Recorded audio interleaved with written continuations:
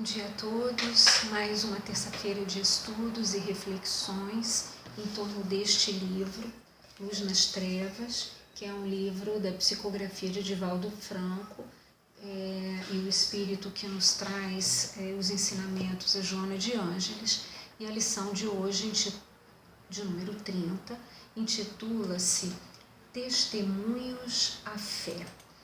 Joana de Ângeles, nessa lição, ela vem nos trazendo que para o amadurecimento psicológico e, consequentemente, a segurança moral e o crescimento íntimo, a gente precisa cultivar os sonhos bons e permitir que esses sonhos bons permaneçam conosco.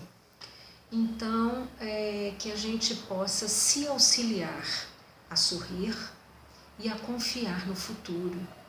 Seja qual for a situação que esteja nos afligindo, que a gente jamais se permita agasalhar a tristeza e a melancolia. Ela nos traz que a melancolia ela é uma má conselheira, que ela sombreia a razão, que abre espaços aos fantasmas da amargura, enubrece a esperança e não permite que entre a claridade dos raios de sol da evolução. Então, que a gente não permita que esses sentimentos obscureçam os nossos caminhos a percorrer, não é? Que as intercorrências da vida que existem, que fazem parte, né, da evolução, fazem parte desse momento encarnatório em que estamos, que sejam quais forem essas intercorrências, que elas são recursos, que são recursos à nossa evolução, ao nosso desenvolvimento ético-moral, e que isso é que vai nos levar a esse amadurecimento psicológico e, consequentemente, a esse crescimento íntimo e a essa segurança moral que nos fala Joana de Ângeles. E aqui a gente tem que entender que, na realidade, a gente não pode simplesmente substituir esses sentimentos, né? Ela não nos traz que devemos não sentir mais a tristeza, mas é não agasalhá-la no nosso íntimo. É reconhecer que ela existe, porque ela faz parte de nós, ela é um sentimento que temos e que faz parte de nós, mas observarmos a tristeza, buscarmos nesse mergulho íntimo o porquê dessa tristeza, o que nos leva a esse sentimento e aprendermos a lidar com ela de uma forma que nos auxilie, né, nesse caminho que a gente precisa percorrer, nesse caminho de crescimento íntimo e de segurança moral.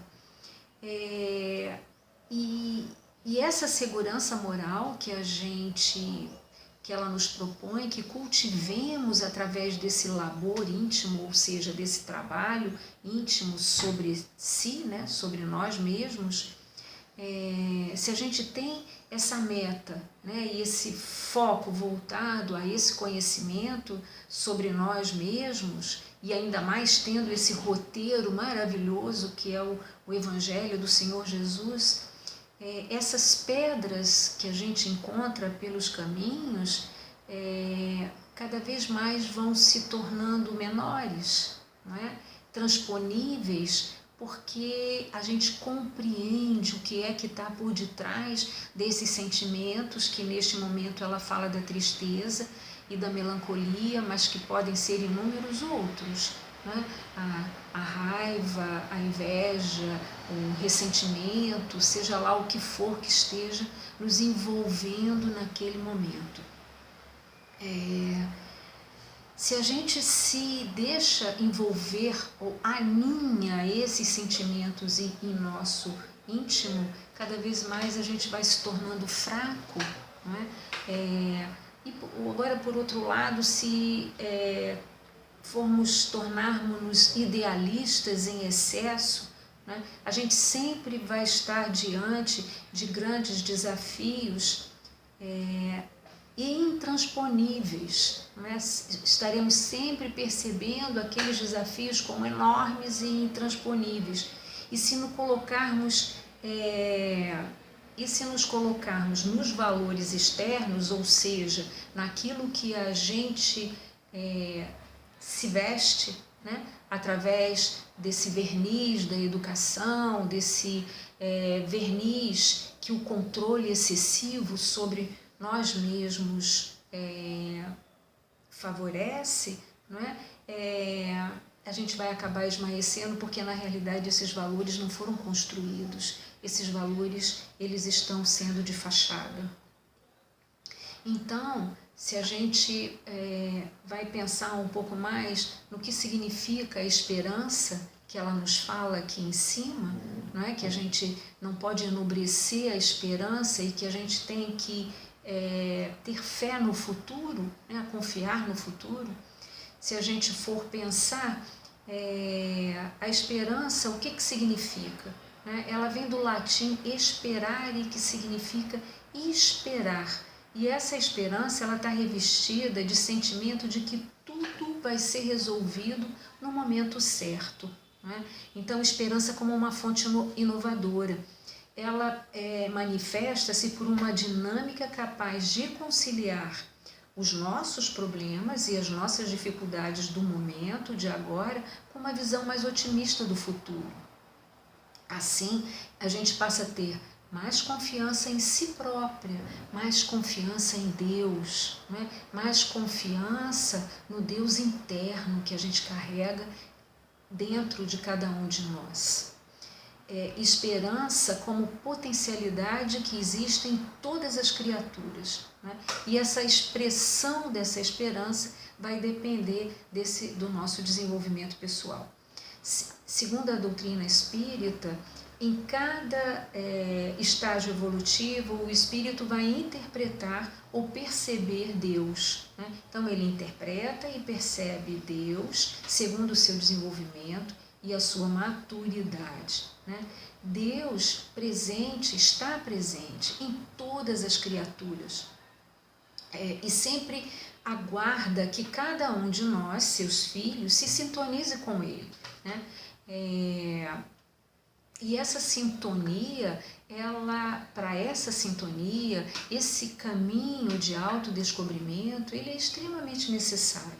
Porque quando a gente se dar conta de quem somos, né, da onde estamos, de como nos colocamos diante da vida, de o quão orgulhosos ainda somos e quão egoístas ainda somos, quando a gente se percebe nas situações utilizando aquilo que de fato temos no nosso íntimo de uma forma equivocada, a gente não permite que essa esperança floresça, não é? E que essa esperança, que é uma potencialidade que existe em todas as criaturas, seja de fato uma fonte inovadora.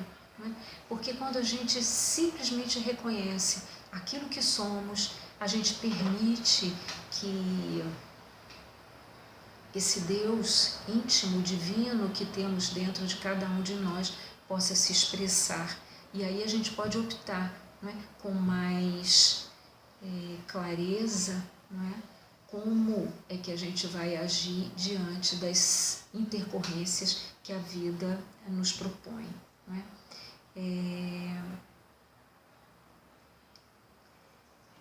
Então, essa preparação mental, não é? Todo esse sentimento que a gente carrega dentro de si, aquilo que de fato somos, não é? A gente se constitui disso e através disso a gente cria as nossas obras e de acordo com elas, não é, a gente vai perfilhar mais ou menos essas vibrações espirituais com o nosso Cristo interno, né? Através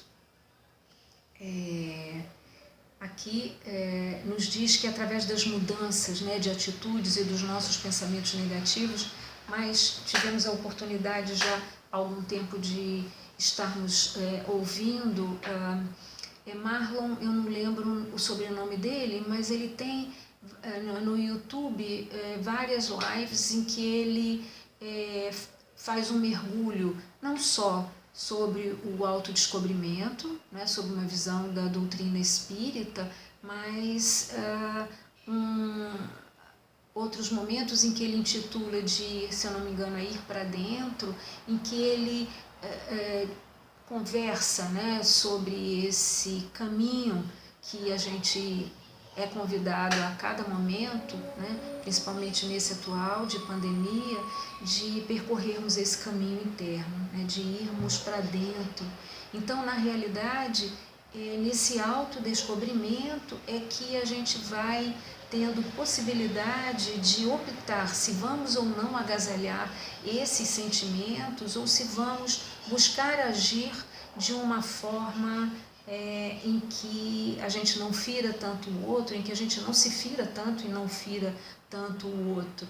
E dessa forma a gente vai estabelecendo uma sintonia mais fina com esse Deus que está presente em todas as criaturas, não é? E ele vai cada vez mais se revelando e tornando-se cada vez, essa sintonia vai tornando-se cada vez mais robusta, né, a partir do momento em que a gente expressa essas obras entendidas como manifestação do bem em vibração no bem, né?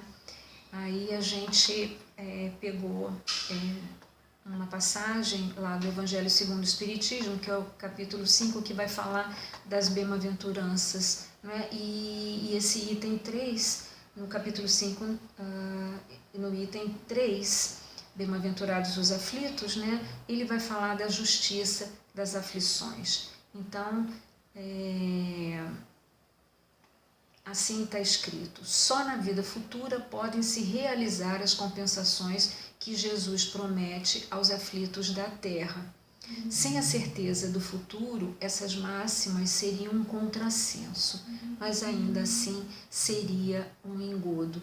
E lá no capítulo 2, também do Evangelho segundo o Espiritismo, no meu reino não é deste mundo, no item 5, está escrito que a ideia clara e precisa que se faz da vida futura dá uma fé inabalável no futuro, e essa fé ela tem consequências imensas sobre a moralização dos homens, visto que ela muda completamente o ponto de vista sobre o qual eles encaram a vida terrestre. Para aquele que pelo pensamento se coloca na vida espiritual, que é indefinida, a vida corporal não é mais do que uma passagem, uma curta estada em um país ingrato. As vicissitudes e todas as atribulações da vida corporal, elas não são mais do que incidentes que ele recebe com paciência, porque sabe que são de curta duração e que devem ser seguidos por um estado mais feliz, né? Então, na realidade, quando a gente começa a refletir mais sobre essas passagens do Evangelho e como também nos clareia José Lázaro Boberg quando ele discorre sobre os segredos das bem-aventuranças, né? Ele nos coloca duas vertentes aqui para essas aflições. Umas que são próprias do mundo em que a gente vive, não é? E no caso, estamos passando aqui por um momento em que nos leva, né, se a gente for trazer para o momento de agora, a inúmeras aflições, né, nesse momento de pandemia, e aquelas que são fruto da nossa própria intimidade, né? Essas primeiras pertencem a todo mundo, e estão sujeitos a todos aqueles que habitam nesse momento encarnatório aqui na Terra, né? Fazem parte, né, desse momento encarnatório. E todos nós, nesse próprio movimento de evolução e de desenvolvimento, né, nessa busca dos nossos objetivos e das nossas metas, Isso por si só já nos trazem, né, apreensões, expectativas emocionais, ansiedade. Isso tudo é normal e faz parte, né, desse nosso processo. Uns mais, outros menos, mas faz parte do nosso processo. E as segundas, né, essas que são fruto da nossa intimidade, elas surgem em razão das nossas escolhas, né? Nessas situações, quando somos despertados para elas, nesse movimento de autodescobrimento, a gente sabe que muitas vezes nesse processo de autodescobrimento a gente se vê diante de situações que para nós é difícil de lidar, porque a gente tem uma compreensão muito rasa daquilo que a gente é. E quando a gente se defronta, né, com o nosso inconsciente e com aquilo que somos de fato, muitas vezes nos assustamos, né, e nos leva em muitos momentos para uma sensação de mal-estar até. Não é simples e não é fácil a gente se haver consigo próprio, não é? Ainda mais que a gente tem inúmeras encarnações de ilusões sobre si, não é? Em que nessa busca incessante de estar sempre bem na foto, a gente se ilude, né, sobre si. Então, e acaba optando por situações equivocadas, né, e por posturas e por atitudes extremamente equivocadas. Mas que quando a gente entra nesse processo de autodescobrimento, né, e quando a gente olha para si verdadeiramente, né, a gente tem que considerar isso, apesar de todo o desconforto, apesar da situação, de muitas vezes da gente não saber nem onde é que está o princípio e o fim, a gente tem que se sentir como um bem-aventurado, porque a gente está tendo a oportunidade de deixar de lado aquela fantasia e aquilo que a gente pensava que somos e tendo a oportunidade de olhar para si, por mais aflição que isso nos cause.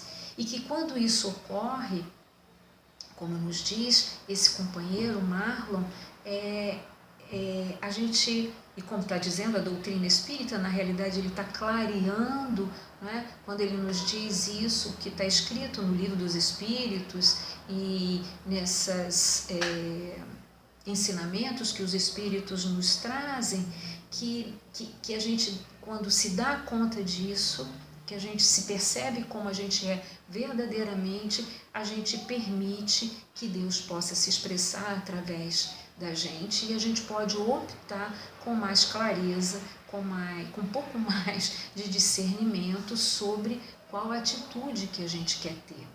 E a gente passa a não agasalhar, a não esconder, a não sufocar, né, esses sentimentos ainda tão empobrecidos que a gente tem no nosso íntimo, se a gente pode dizer assim. E isso, na realidade, quando a gente olha como um espectador de si, quando a gente se olha como um simples espectador de si, buscando não julgar, não é? A gente passa a ser um bem-aventurado. Não é? Por isso é que ele diz bem-aventurados os aflitos, porque isso é o alerta da nossa consciência para que a gente possa ir fazendo essa correção dessa rota, que a gente sabe que não é pequena. Lá em Paulo, Efésios, capítulo 5, versículo 14, está: acorda tu que dormes, levanta-te de entre os mortos e Cristo te iluminará. A luz é dele, não nossa. Ele fala do sono. Que sono é esse? É o sono da indiferença. Não dormir o sono da indiferença, mas acordar, aproveitar o estágio em que a gente está, né, no corpo físico.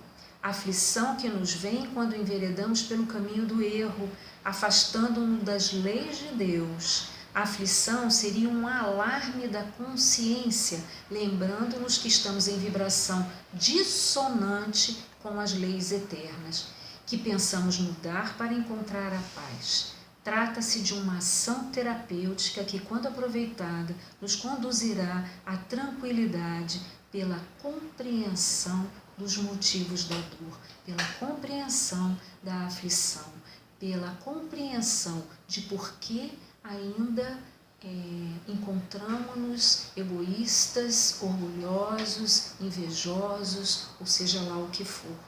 Seremos bem-aventurados, pois caso a maturidade nos permitir, para o despertamento da compreensão do porquê do remédio amargo daquele momento. Não é? Então, a aflição é o alerta, é o remédio salutar que a gente está precisando naquele momento. Na realidade, a gente não nasceu para sofrer, a gente nasceu para evoluir.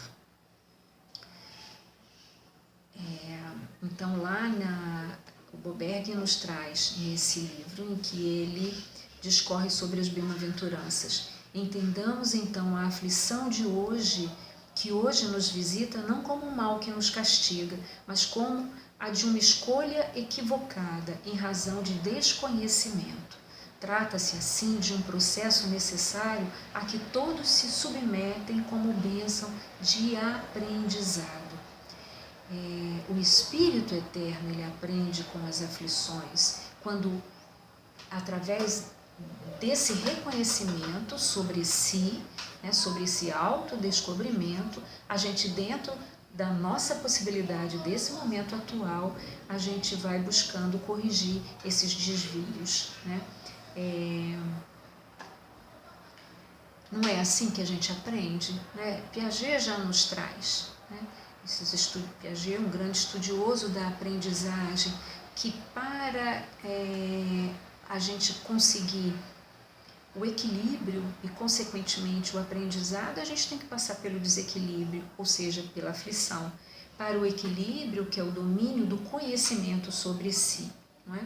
Que essa é uma busca eterna, nossa, de aperfeiçoamento. Aí, essa é a primeira parte dessa lição. A segunda parte da lição, Joana de Ângeles nos lembra desse intercâmbio que existe entre o plano dos encarnados e dos desencarnados. E tanto aqui, no plano material, quanto no plano espiritual, a gente tem os bons espíritos, espíritos de luz, familiares que nos amam, mas também aqueles que se libertaram do corpo, mas não de suas paixões inferiores, como muitos de nós, que se comprazem em atormentar as criaturas humanas e acercam-se muitas vezes de nós, impondo ideias e conflitos inadequados. Por isso, essa lembrança de Joana de Ângeles, para que a gente não agasalhe também em nosso íntimo esses sentimentos menos bons que ainda trazemos dentro de nós. Quem são essas criaturas? Joana nos coloca. Uns estão vinculados às nossas existências passadas, outros ressentidos conosco, porque em momentos de encarnações passadas nós os molestamos, outros dominados pela inveja ou pelo ódio, e formam legiões de inimigos do bem, que eles não têm, e buscam sitiar a nossa mente.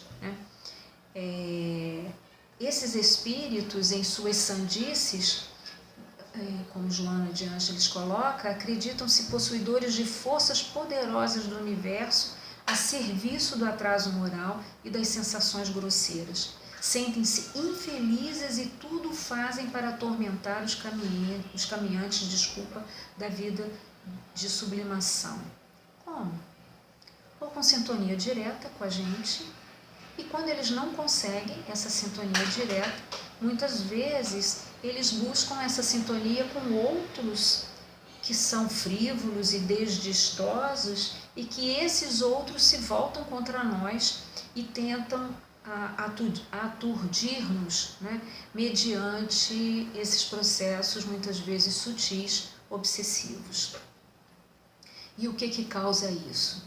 A invigilância dos habitantes de ambos os lados, né, tanto do mundo espiritual como do mundo material. Em muitas situações, ao abraçares, nos fala aqui Joana de Ângeles, um ideal de beleza e de engrandecimento moral e espiritual, a gente desperta nessas consciências antipatias e animosidades.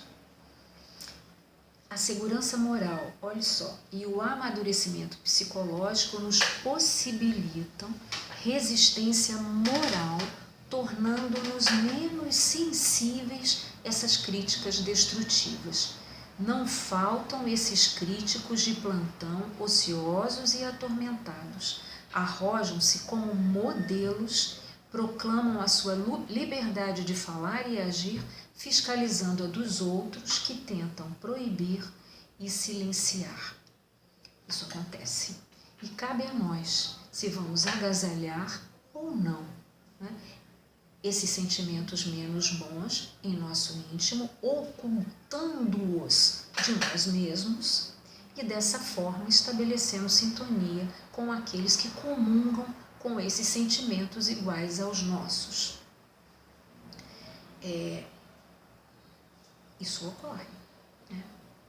Joana nos fala, Jesus não transitou, na época em que esteja entre nós, sem enfrentar-lhes a crueldade e a hipocrisia, mas não lhes deu a maior importância. Jesus permaneceu irretocável e permanece no seu dever, fiel à consciência da fé e aceita o testemunho, agradecendo a Deus. O Mestre, ele não promete, isso está lá no capítulo, meu reino não é desse mundo, ele não prometeu o reino do mundo material e nem a eloquência ilusória dos louros terrestres. Ou seja, nós estamos aqui, neste momento reencarnatório, cada vez mais sendo lembrados da necessidade de tomarmos consciência daquilo que somos, para que deixemos de nos iludir sobre aquilo que somos, para que permitamos que a nossa consciência faça essa transição, esse intercâmbio com o nosso inconsciente de uma forma saudável, em que haja uma circulação entre essas duas esferas, da consciência e da inconsciência, de uma forma que nos leve ao crescimento, não é? Ele nos sugere, né, Joana de Ângeles nos sugerem alguns recursos como meditação, como a prece. E aí a gente lembra, não vou lembrar agora o número, mas uma questão do Livro dos Espíritos que fala da prece como um estudo sobre nós mesmos. Olha só, prece como um estudo sobre nós mesmos. Aí fomos lá no livro Obsessão e Desobsessão, de Sueli Caldas Schubert, em que ela traz essa questão do problema da obsessão como um problema de emergência, não é, generalizando-se numa verdadeira pandemia. Olha só que interessante. Epidemia, desculpa. Não havendo morte no sentido de destruição da vida, não é? O espírito se despe como se reveste da matéria com os valores que lhe são peculiares, com os valores construídos, né? Resultando desses valores que resultaram das suas experiências, das suas próprias experiências. Então, esses amores e essas afinidades, essas antipatias, elas não se desfazem assim sobre um passe de mágica, né? Da desencarnação. As atrações espirituais, por simpatia quanto por animosidade, vinculam os afetos. Olha só, Atrações espirituais por simpatia quanto por animosidade vinculam os afetos, como unem os adversários nesse processo aí contínuo da vida. E que a invigilância é uma porta aberta para a obsessão. Orai e vigiai. E o que é orar e vigiar? Orar é um estudo sobre si. E vigiar é olhar, autodescobrir-se, né? Olhar para si, descobrir quem de fato somos, né? E assim a gente vai ver, vai poder perceber essas ideias fixas, negativas, que nos venham perturbar emocionalmente, né? E tê-las sempre como um sinal de alerta, né? Lá no Livro dos Espíritos, questões 4, 5, 9, influem os espíritos em nossos pensamentos e em nossos atos? Muito mais do que imaginais. Influi a tal ponto que de ordinário são eles que nos dirigem. Na maioria das vezes, os espíritos encarnados e desencarnados, né, afinam com o nosso modo de pensar e de ser, em cujas faixas vibratórias, através dos nossos pensamentos, através dos nossos sentimentos, através daquilo que somos verdadeiramente, né, através daquilo que somos conscientemente, mas muito mais inconscientemente, né, que é aquilo que somos verdadeiramente, né, eles se sintonizam, com essas faixas vibratórias nas quais verdadeiramente a gente respira. Então a gente vive em permanente sintonia, né, com as pessoas que nos rodeiam, familiares ou não, das quais a gente recebe essas influenciações através dessas ideias que a gente exterioriza, dos exemplos que nos dão e da mesma forma influenciamos com a nossa personalidade e com os nossos pontos de vista, né?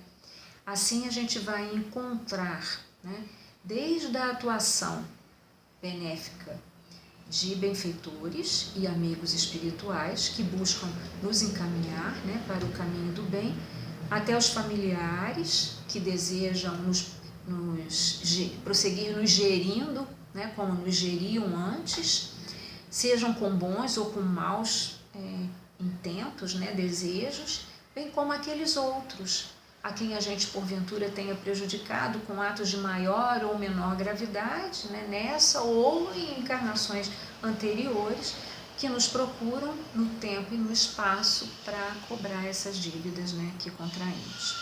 Essa permuta é contínua. E cabe a cada um de nós, a cada indivíduo, escolher e optar pela onda mental com a qual a gente vai sintonizar. E para isso, não existe outro caminho que não seja o autodescobrimento, o autoconhecimento, né? Faltam 7 minutinhos para a gente dar por encerrado aqui a nossa conversa.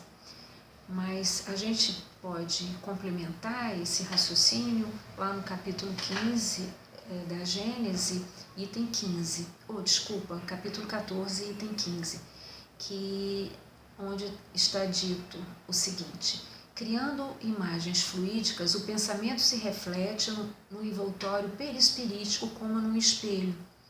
Toma nele o corpo e aí, de certo modo, se fotografa. Desse modo é que os mais secretos movimentos da alma repercutem no envoltório fluídico, que uma alma pode ler noutra alma como num livro e ver o que não é perceptível aos olhos do corpo. Então, captando as nossas intenções, sentindo as emoções que a gente exterioriza e lendo os nossos pensamentos, é que os espíritos se aproximam de nós. E não raro passam a nos dirigir, comandando os nossos atos. Afinizados conosco, eles nos dizem, querendo e pensando como nós, passamos a agir de comum acordo com eles, de certo de que a sua é a nossa vontade, tal a reciprocidade de sintonia existente. Porém, graças a Deus, ao livre-arbítrio. Nossa vontade, ela é livre para aceitar ou não essas influenciações, mas para que a gente possa optar com clareza, a gente precisa saber aonde estamos. A gente precisa ter uma ideia clara do que somos. A gente precisa ter um conhecimento sobre nós mesmos. A gente precisa enxergar a verdade daquilo que somos, porque senão a gente não percebe isso e a gente não consegue arbitrar de uma forma que nos favoreça. Escolher a nossa companhia espiritual é de nossa exclusiva responsabilidade. Somos livres para essa opção. A doutrina espírita nos convida, nos faculta, através do Evangelho do Senhor Jesus, para que a nossa escolha seja consciente, amadurecida, escolha feita por quem já sabe e já conhece sobre si. Por isso, essa escolha é muito mais responsável. Então, voltando lá na nossa lição, faltando poucos minutos, eu vou ler esse trecho final. Joana de Ângeles vem nos dizendo o seguinte: o sentido da existência humana é viver conforme as circunstâncias, tornando-as melhores e ampliando o círculo da alegria e da saúde em todos os seus aspectos. Quem serve a Jesus não dispõe de tempo para as defesas pessoais, para as refregas do orgulho e da inutilidade. Testemunhas a qualidade do teu ideal mediante o comportamento à hora da refrega, à hora da tempestade. Não te permitas sofrer em razão dos ataques desferidos contra ti.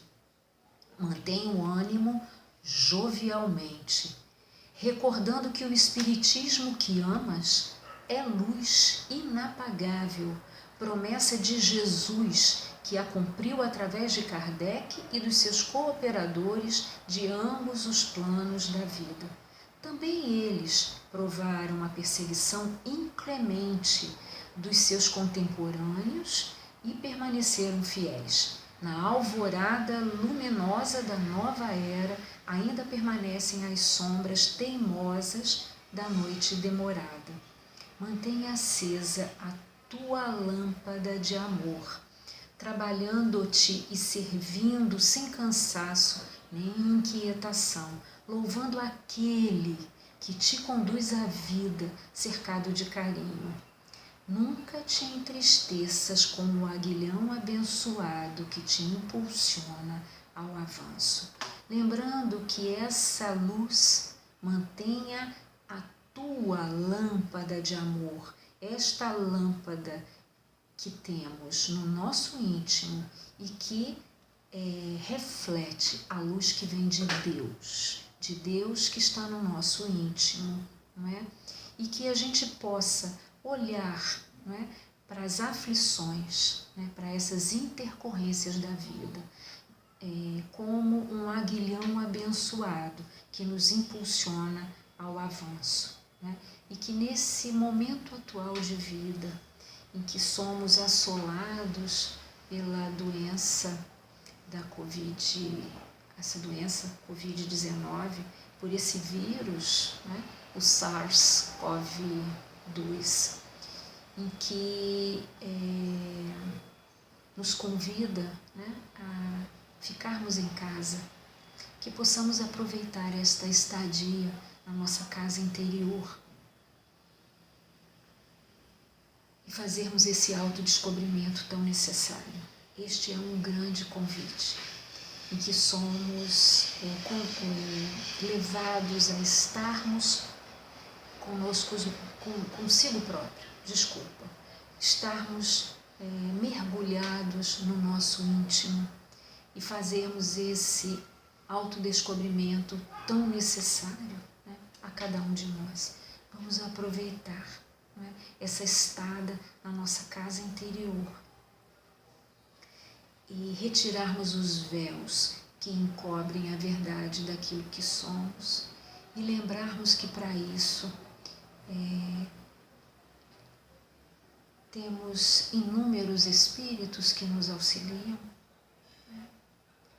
espíritos que já percorreram esse caminho e que se debruçam sobre nós com uma amorosidade sem fim e que muitas vezes nos emprestam a sua luz para que a gente enxergue esse caminho.